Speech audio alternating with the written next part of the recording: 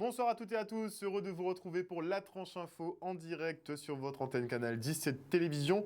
Une tranche info qui est cantonnée cette semaine au journal local et régional. Alors on part tout de suite.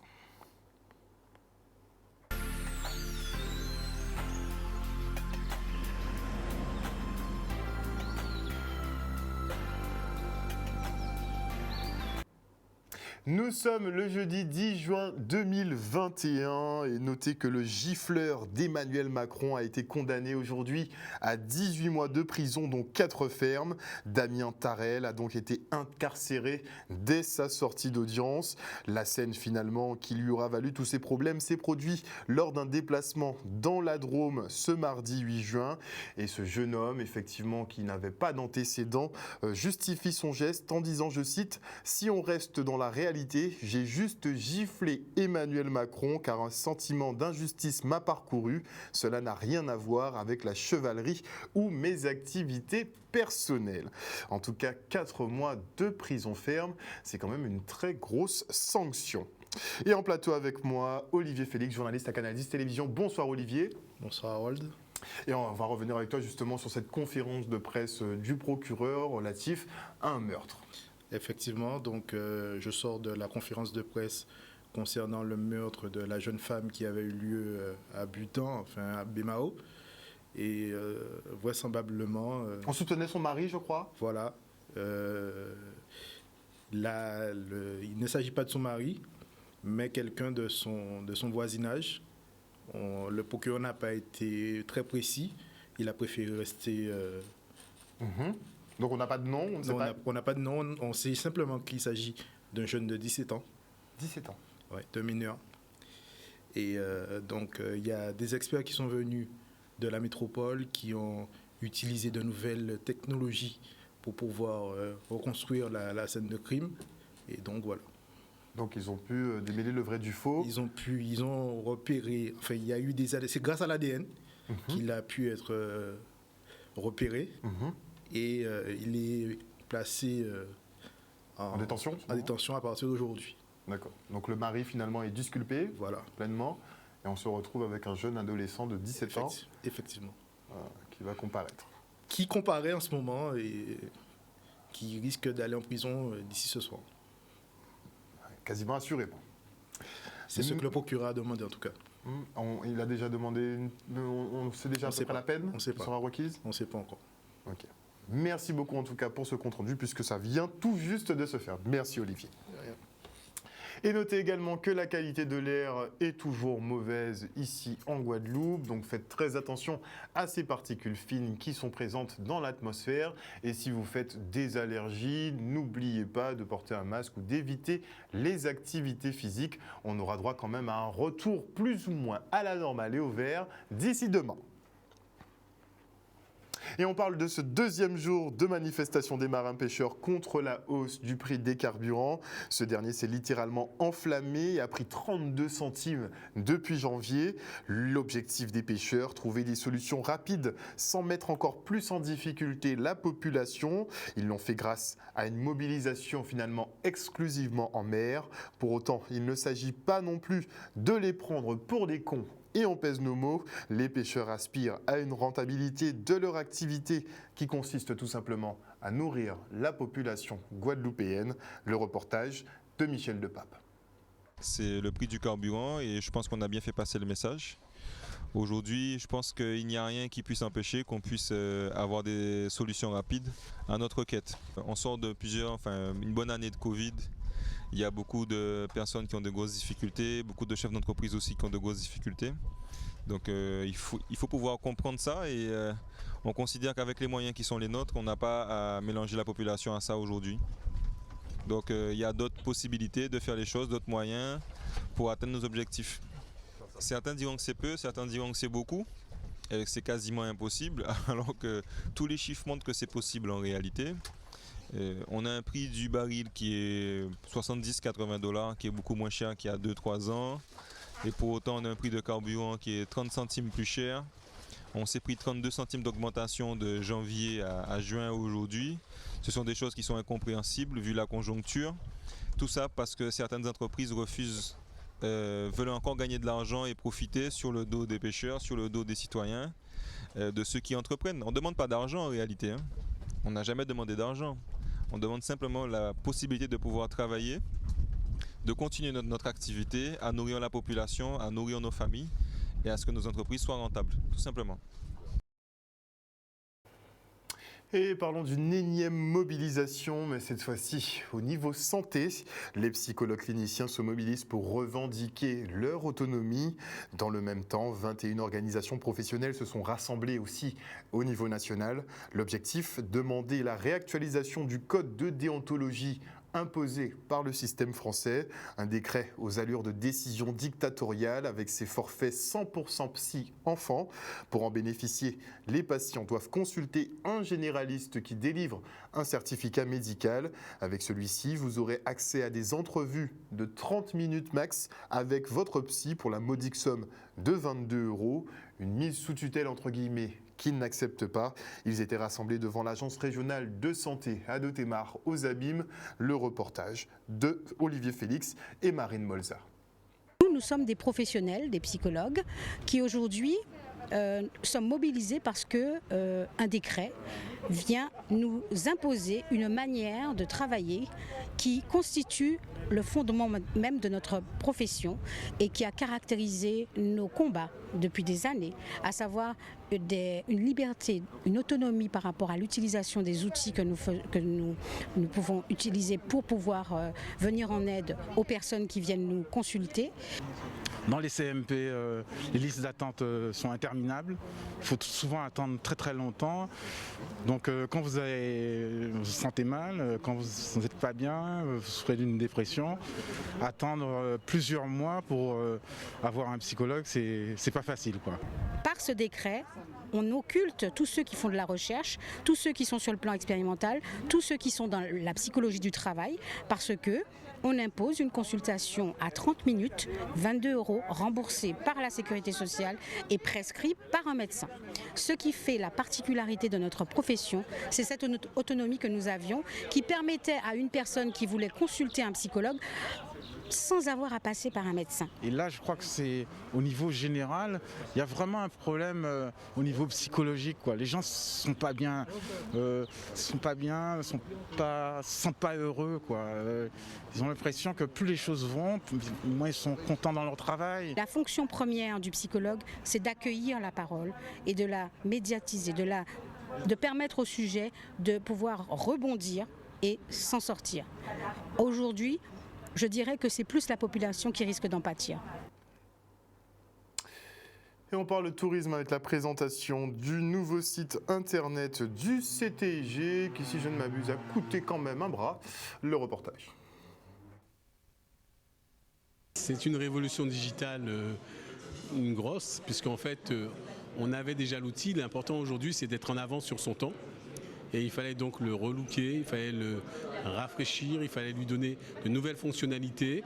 Et puis il fallait aussi, vous savez, notre client, enfin notre fréquentation, elle vient du monde entier. Donc il fallait vraiment être ce qu'on appelle intuitif, il fallait être moderne, il fallait être aéré. Mais le côté immersif et le côté intuitif aujourd'hui dans le digital sont des données primordiales. Et voilà, c'est la raison pour laquelle nous avons fait cette révolution, cette deuxième révolution digitale. Et nous voulons aller vraiment au bout pour rester, pour maintenir les chiffres aussi élevés. La relance est là et la destination en a besoin. La première chose d'un site, hein, c'est comme un produit que vous voyez sur une pub, un 4x3 ou autre chose. Vous allez regarder le design, ça va vous attirer, ça ne va pas vous attirer. Si vous avez mis les éléments là où il faut pour que le touriste les trouve tout de suite, si vous avez une navigation fluide, si vous avez un contenu riche, eh bien, vous aurez beaucoup plus de chances que les autres plateformes, des autres destinations. Et c'était ça le premier enjeu. On n'est qu'au début du chemin, un long chemin, c'est-à-dire qu'en fait la Guadeloupe tourne une page, c'est-à-dire qu'en fait nous devons être dans la course. Nous sommes une destination très prisée par les marchés, notamment les marchés européens. Et en fait, nous devons, pouvoir construire notre séjour de A à Z depuis un smartphone, depuis un ordinateur. Donc c'est une chaîne maintenant qui est obligatoire pour réussir dans les années à venir. Tout doucement, nous allons faire basculer le budget qui était un budget qui est print, un budget média classique, vers le digital. Donc il nous fallait avoir des outils performants pour mesurer, je dirais, l'impact des campagnes, pour bien, je dirais, cibler les bonnes personnes. Parce qu'en fait, aujourd'hui, chacun peut construire son séjour, chacun peut construire sa façon de consommer les îles de Guadeloupe grâce au digital. Les touristes sont très friands. Le travail qui a été fait, bon, vous avez vu, il a quand même été, pendant la crise, il a quand même été très puissant sur le digital. Et on a constaté, et là les chiffres sont là, la demande est extrêmement forte pour les îles de Guadeloupe. Alors la demande de France, mais pas que de France, que ce soit d'Europe, que ce soit des États-Unis, que ce soit du Canada. On est dans une situation où les gens, après un an de restrictions, ils ont envie de sortir et ils ont envie d'aller là où ils voient ces images de paradis, là où ils imaginent en tout cas que le paradis se trouve. Et aujourd'hui, ils ont à l'esprit les îles de Guadeloupe. On en est très contents. Et on enchaîne avec un atelier numérique dédié aux seniors, histoire de les rapprocher un peu plus de l'utilisation des outils numériques. Le reportage. Vraiment très très très important, et comme je le disais tout à l'heure, c'était à leur initiative. C'est vrai qu'ils ont été assez frustrés par la pandémie qui empêchait qu'on puisse se rassembler de nouveau. Et c'est vrai qu'on a eu vraiment 2 rassemblements en 2018 et 2019 qui avaient permis de réunir près de 2000 personnes. C'était un bon début. Et c'est vrai que depuis la pandémie, ils me disaient on ne sait pas trop qu'est-ce qu'il faut faire, on n'a pas les moyens, on commence à se mettre à Instagram, Facebook, mais on est un peu perdu. Et c'est vrai que ça fait plusieurs mois qu'on est en train de se dire bon, mais Zoom, est-ce qu'ils sont suffisamment aguerris pour entrer dans ce système Zoom? Et c'est vrai qu'on a lancé depuis quelques semaines des formations, comme vous pouvez le voir aujourd'hui. Ça fait déjà 2-3 ans qu'on travaille un peu dessus, mais comme maintenant c'est le Zoom qui est à la mode, il faut zoomer, donc c'est très important. Et ça permet aussi de nous développer notre connaissance plus, surtout par rapport à l'association. Je ne suis pas douée là-dedans, mais j'essaye de m'en sortir un petit peu. Difficile sans être trop difficile. Il suffit qu'on m'explique et que de moi aussi, je me bats. Être à l'aise, c'est un grand mot de dire être à l'aise, mais s'intégrer, je crois qu'il faut qu'on s'intègre à la nouvelle technologie, il faut qu'on s'intègre. C'est un peu comme des enfants qui apprennent, mais par rapport aux enfants, ils ont plus l'envie. Parce que c'est vrai qu'on voit que des fois les enfants, ils apprennent mais on les force un peu, donc ça va traîner des pieds. Alors que là, comme je dis, c'est eux qui sont là en train de me dire bon, mais Patrick, c'est quand qu'on fait la prochaine réunion, le prochain atelier, on veut, là on a essayé, on n'a pas réussi. Et c'est vrai qu'ils sont très très très très dynamiques. Bon, avant on avait le téléphone à fil, maintenant c'est le téléphone portable, c'est la tablette. Bon, on s'y met, pour l'instant je suis à la tablette. Donc ce qui me fait avancer progressivement, et je pense que je vais continuer. Vous savez, je suis jeune, hein, j'ai 78 ans, j'ai 79 ans. Pour moi, je suis encore à l'âge encore de m'intégrer à notre technologie. Je ne dis pas votre technologie, je dis la nôtre, puisque je me sens intégré dedans. Un reportage signé Maxime Morel. Et on félicite maintenant les jeunes lauréats du concours La Flamme de la Liberté, qui vise effectivement à mettre en avant l'histoire et la mémoire. Cette fois-ci, c'est dédié à l'histoire autour de l'esclavage, ce crime contre l'humanité. Le reste en images. C'est évidemment un concours qui est très symbolique puisqu'il s'agit à travers cela de faire réfléchir les élèves sur la mémoire de l'esclavage, de faire la différence aussi entre ce qu'est la mémoire, entre ce qu'est l'histoire. Et nous avons ici eu des élèves de collège et des élèves de lycée qui ont participé et nous avons évidemment mis en valeur les 2 projets qui ont été retenus. On a présenté un projet qui parle d'un crime contre l'humanité, qui est l'esclavage. Et donc on a voulu le représenter sous forme de jeu. C'était 2 élèves qui ne voulaient pas aller faire une évaluation EMC et que finalement il y a un fantôme du passé qui va venir et qui va les obliger à apprendre et à savoir leur cours. On a appris plusieurs choses, par exemple, qu'est-ce que c'est un crime contre l'humanité. C'est une manière aussi de travailler avec tous les outils que l'on a en main. Ça peut être effectivement, on l'a vu, des vidéos, il y a la musique, ça peut être extrêmement créatif sur le plan culturel, historique, sociologique. Et ce sont les élèves avec les équipes pédagogiques qui ont décidé du périmètre et de la manière de traduire aussi ce qu'ils souhaitaient. On s'est renseigné que c'était un crime contre l'humanité important dans l'histoire de la Guadeloupe. La fierté, c'est de la fierté. Ouais, voilà, c'est une fierté Et on se dit que au moins on a travaillé pour quelque chose et on a été voilà.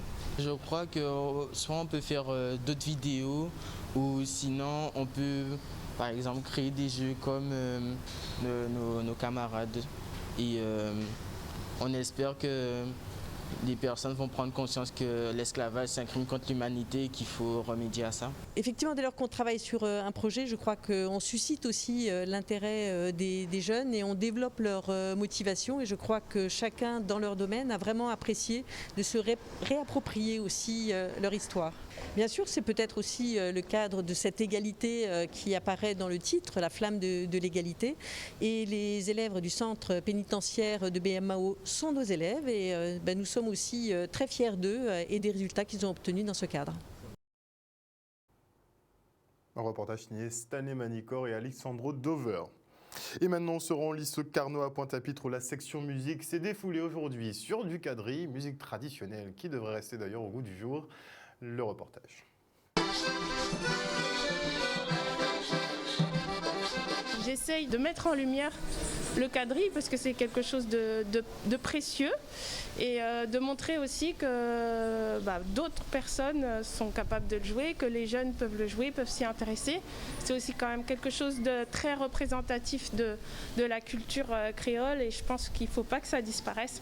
Et donc mon but c'est vraiment d'essayer de donner un regain d'intérêt au quadrille, de montrer que les jeunes peuvent le jouer et se l'approprier et aussi proposer peut-être de nouvelles choses dans ce style. La quadrille, ça ne m'intéressait pas forcément au début, mais grâce à l'intervention de cet après-midi, j'ai pu en connaître un peu plus et je trouve ça assez intéressant. C'est toujours important d'apprendre, car on apprend toujours et ça nous apporte toujours, notamment techniquement, musicalement parlant ou autre. On a préparé cet après-midi, je leur ai envoyé un morceau traditionnel de quadrille, une première figure, pantalon, d'un tenant de la tradition. Donc vraiment traditionnel. Je leur ai envoyé sous forme audio et sous forme de partition, avec aussi le texte des commandements.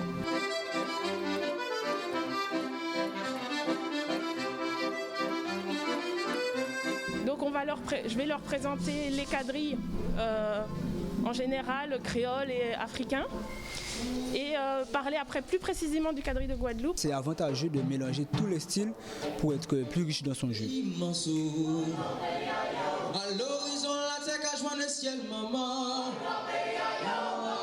Béton assis, béton coulé. Apprendre différents styles et s'inspirer justement pour faire une hybridation entre tous les styles et ça nous permet de nous enrichir musicalement parlant.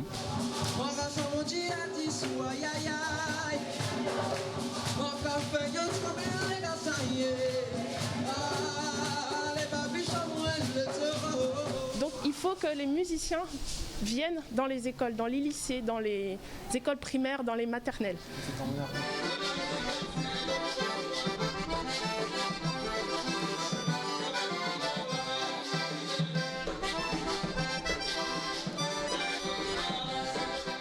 Une section musique de Carnot qui est absolument extraordinaire. Et voilà, chers téléspectateurs, nous sommes arrivés au terme de ce journal. Des petites infos pratiques. Notez effectivement que les États-Unis d'Amérique viennent de reconnaître l'efficacité de l'hydroxychloroquine. Vous le savez, il y a en ce moment le Fauci-Leaks, donc Anthony Fauci, le fameux conseiller spécial du président américain Donald Trump sur la question de la crise sanitaire. Effectivement, on s'est rendu compte qu'il était au courant de l'efficacité de l'hydroxychloroquine, mais comme il le dit lui-même, il s'est un peu érigé en rempart contre son utilisation. On a aussi d'autres nouvelles qui tombent, à savoir que les personnes, certains médecins qui sont sur le coup de plainte du professeur Raoult, vous connaissez Didier Raoult de l'IHU de Marseille, eh bien les personnes qu'il a attaquées en justice sont en train de crier en mouet, comme on dit, auprès du conseil scientifique à qui il demande de leur venir en aide tout simplement, puisqu'apparemment il risque de gagner ses procès. On a pas mal de choses à apprendre encore sur cette gestion de crise Covid. On voit qu'il y a aussi de plus en plus d'audios et de vidéos qui circulent sur les réseaux où des personnes constatent que leurs proches décèdent dans des conditions un peu spéciales, mais on ne peut pas encore établir le lien entre la vaccination et le décès de ces personnes.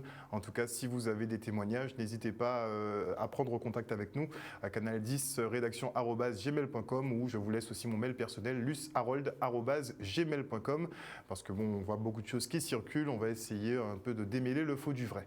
En tout cas, passez une excellente soirée à l'écoute des programmes de Canal 10. Merci pour votre fidélité, mais n'oubliez pas que sur notre antenne, vous faites l'information que nous diffusons. Le journal local revient demain avec une petite surprise à la présentation, puisque vous voyez qu'il y a un nouveau nom dans nos reportages. Il s'agit de Marine. Eh bien, c'est Marine qui assurera le JT. Ne soyez pas indulgents, ce sera sans pitié. Une bonne soirée à vous. Des bisous, bisous.